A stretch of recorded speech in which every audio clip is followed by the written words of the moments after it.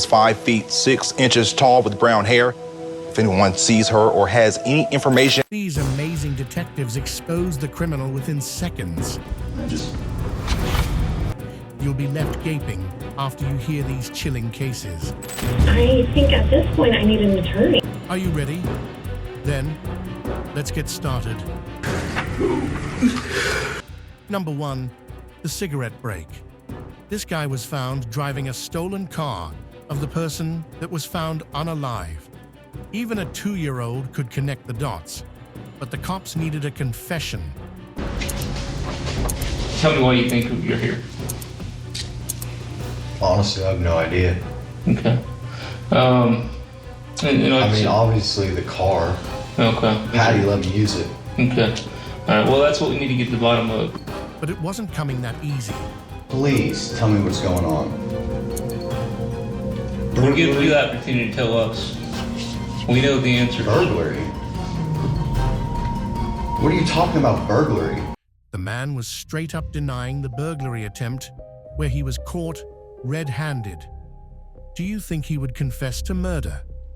Oh, but he will, because all it took was a cigarette break. He then confessed.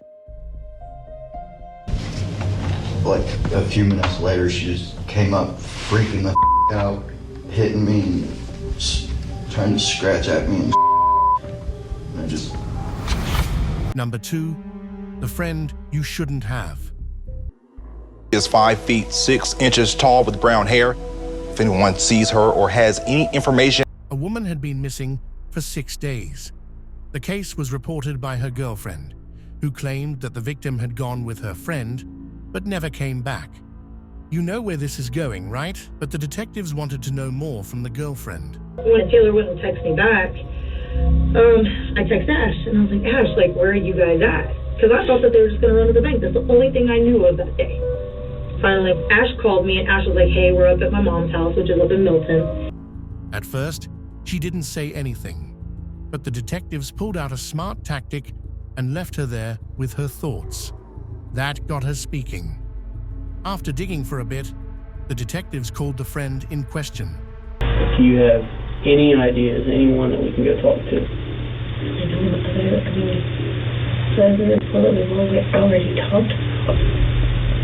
Has your mind changed at all? Do you feel any different? Have you thought about any other ways that this could have went down?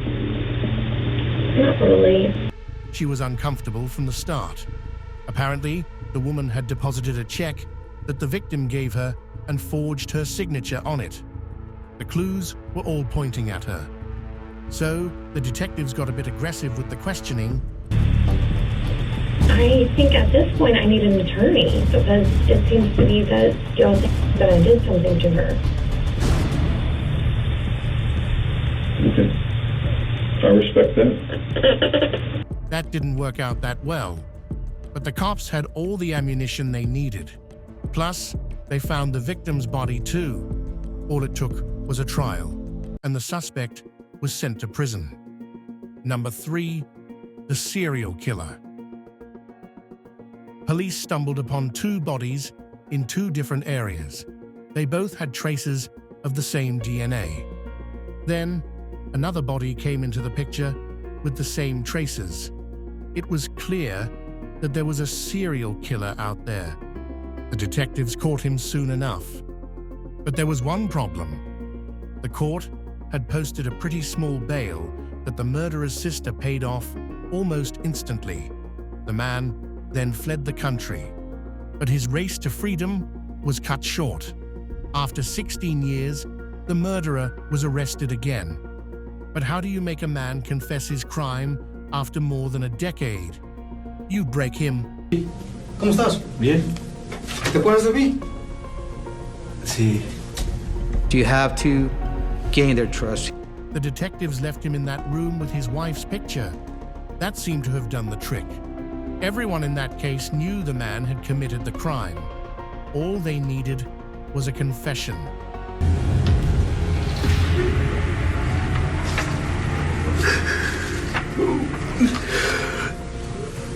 Surprisingly, it wasn't that hard to come. ¿Cuánta gente has matado?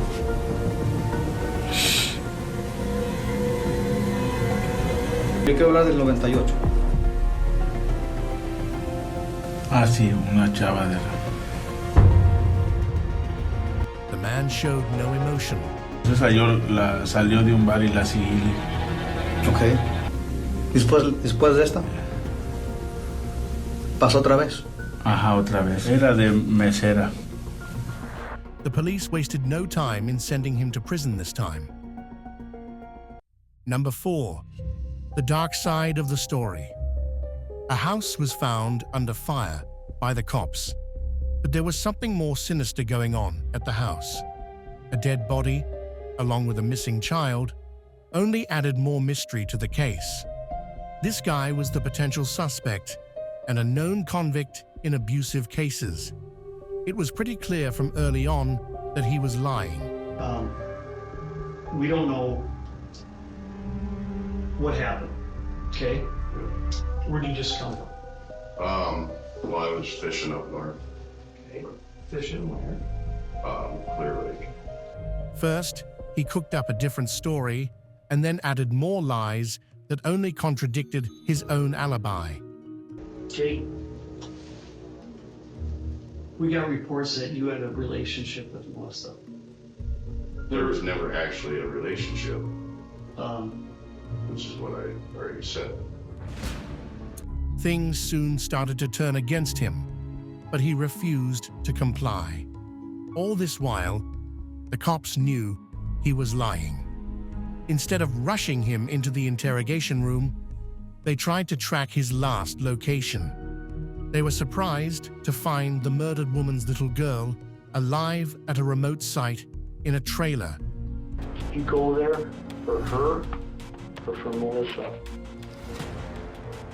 It was for Melissa, but it was... Did you know that she was going to be there?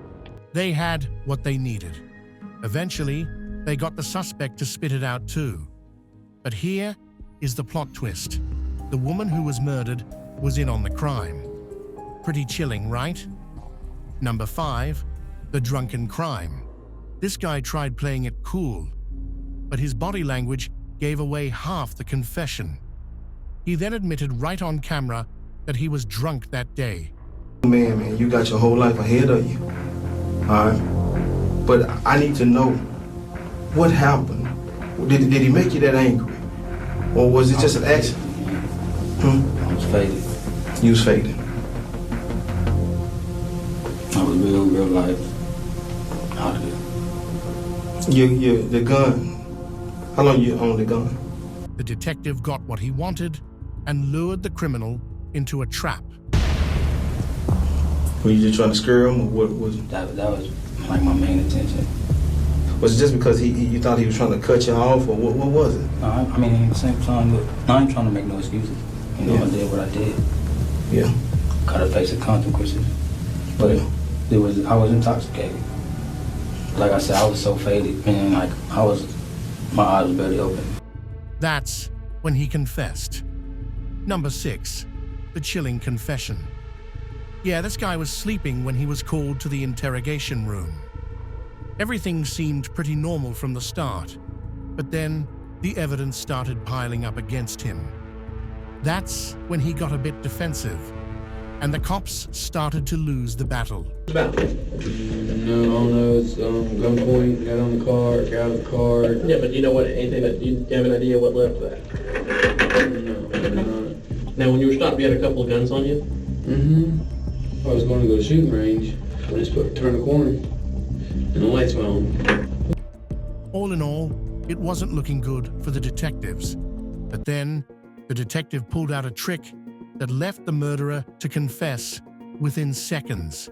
Does lying help you? Lying will never Stop it. Why did you do what you did? But the truth? Yes. Motherfucker's a okay? That's straight up honesty. Motherfucker's a okay? He deserved it. He reached for nothing. Shot the motherfucker's face. He started ranting and didn't stop. All it took was less than an hour. What's surprising is that he didn't care. He was planning to take out the poor boy all along. Number 7, the psychopath. A young boy of 23 years of age was found expired.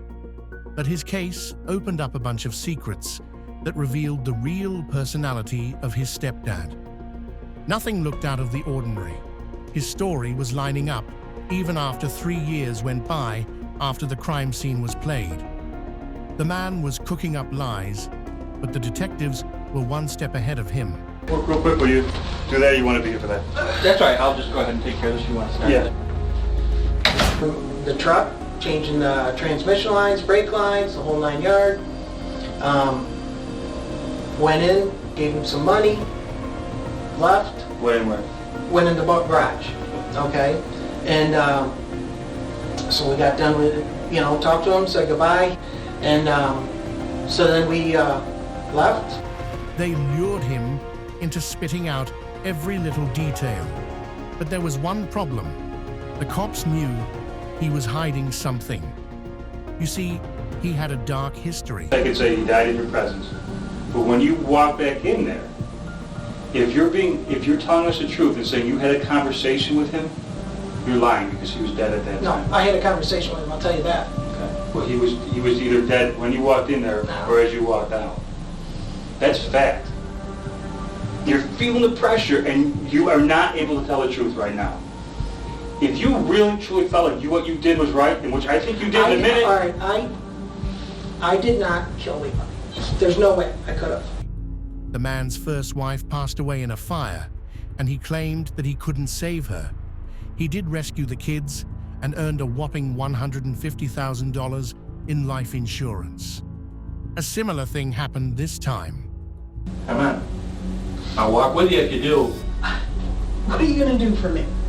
I'm going to stand up and say this wasn't premeditated, cold-blooded murder, that it was just something that happened. It happens sometimes, Carl. That's what I'll do for you. He got $700,000 after his son passed away. Coincidence? The detectives didn't think so either. He was a sociopath. I opened the truck door. Okay. When they did it. And the detective had caught him by playing an empath. Number 8, the Animator. This guy turned himself in right after his girlfriend's body was found. He wasn't too shy when it came to talking about his dead girlfriend either. Did you want to talk to me? Yes. I got to get down to the bottom of this to find out what exactly happened out there, because I know things got bad out there. All right? Mm-hmm. So tell me, let's start from the top and tell me what happened so that way we can go from there. Forget shy. The man was getting pretty animated with all the details to the point that it started to get disturbing. Yeah, I warned you. The two were in a pretty toxic relationship, and he just went all out. And they're gonna kind of trigger you, and I'm like, you keep coming with me with this fight, man, we didn't calm down, but you already got some smart to say, I'm gonna let you have what the you want. You know, that's kind of where my attitude, come on. So that's when you said, come on. And show me, like I said, just show me, because I need to know. Because the door is like right now. I was like, come on in, and push the door, and she's fighting.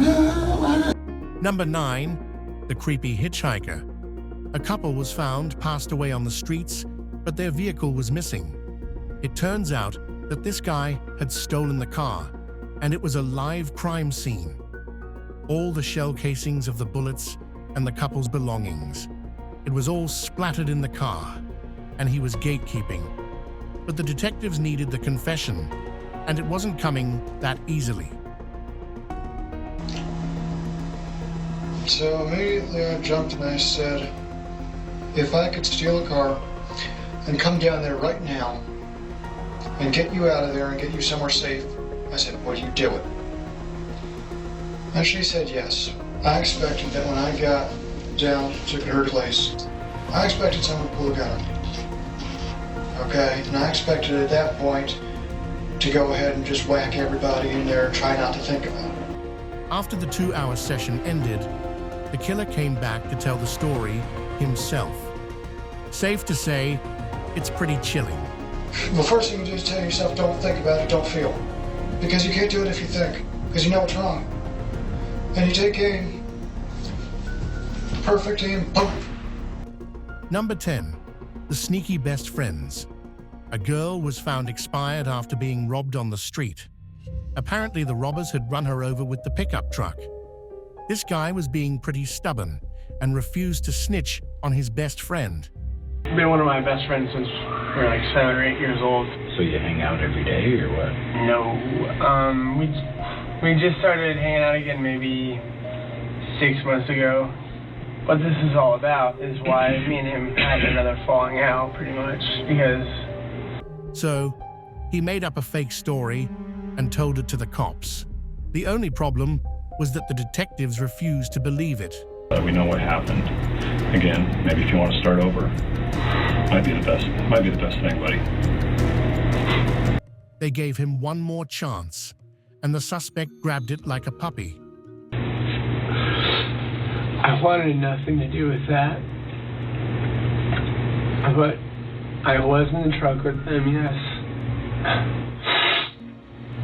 I was not. I was in the very back seat. Yep. But I was not an aggressor by any means.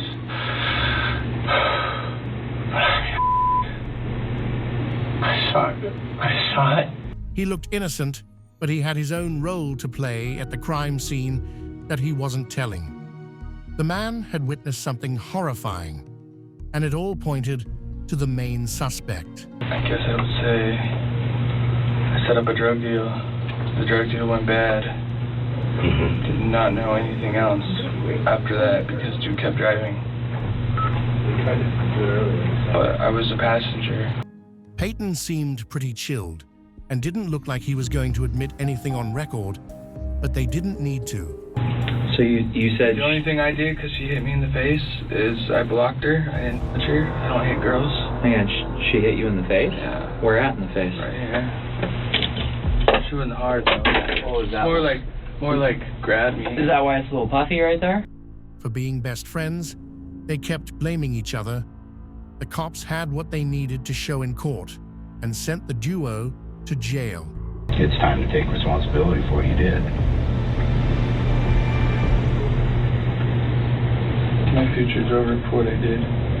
Number 11, the dumb suspect. This man was getting detained, but he had some other dumb plans up his sleeves. He tried to grab the officer's weapon. Yeah, that was going to work out at the police station. Within seconds, the man was detained. Again, but not without causing a lot of problems. Number 12, big money. This guy started off pretty animated. Apparently, he lived in a poor neighborhood, and his best friend wasn't exactly impoverished. The friend's mother and younger brother all lived there, and the suspect often visited. But he had his eyes set on a few $100s. What may have started as a burglary attempt turned into something else pretty fast, and the detective knew it too.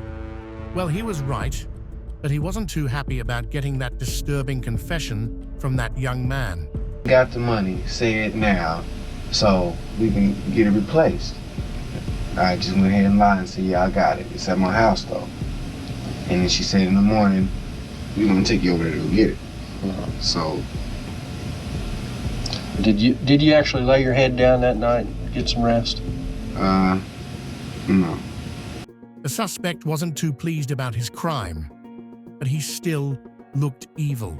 I wish I could just turn it back. I wish I could, to the part where he asked me that I had the money. Number 13, the secret domestic crime. Judging by this man's act, do you think he could be the one who took the life of his wife? Don't rule him out just because he cried. John had an alibi, so he got away. But the cops had a hunch and weren't ready to let that man go freely. The motive for someone to come in the house, attack Laura. No idea. Somebody chose to come in that house. But why? That's what we're going to find out. Did Laura receive any bone use? Nobody? No to my knowledge. So, they called the construction company where he worked and got a hold of two of his close friends. Just started holding doors. Okay. He pulled up and He being John. okay. John showed up and everything. We started working. Yeah. Okay. And he texted me, don't be late, whatever. Don't be late to 8 o'clock. We were gonna meet up at Home Depot. The detectives found out that the duo's alibi didn't match, and they might have met with John on the day of the murder. The legend of the text strangers I heard about, but the old Wild West days. Yeah. They'll send all these marshals and sheriffs in there, and it took one Texas Ranger. One white, one ranger, right? Okay. To confess. Well, let me cut to the chase a little bit. Jesus is a dumbass, all right? At the end of the day, you shouldn't hire a dumbass to do a job because he's going to screw it up, all right? And if he doesn't screw it up, he's going to talk about it. I didn't hire the dumbass, that's my problem. Do what? I did not hire the dumbass. I did not pay him any money, that's my problem. His friends just nonchalantly denied the allegations, but one of them got scared and fled the state. So the cops took him in, and he had a lot to say this time. He even snitched on John. John never admitted the crime, but he didn't need to do that in the interrogation room. The proof was all against him, and enough to send him to jail. That's all, folks. If you enjoyed the video, smash the like button and hit subscribe, and leave a comment if you wish to see more content like this. We would love to hear your thoughts. Thanks for watching, and goodbye.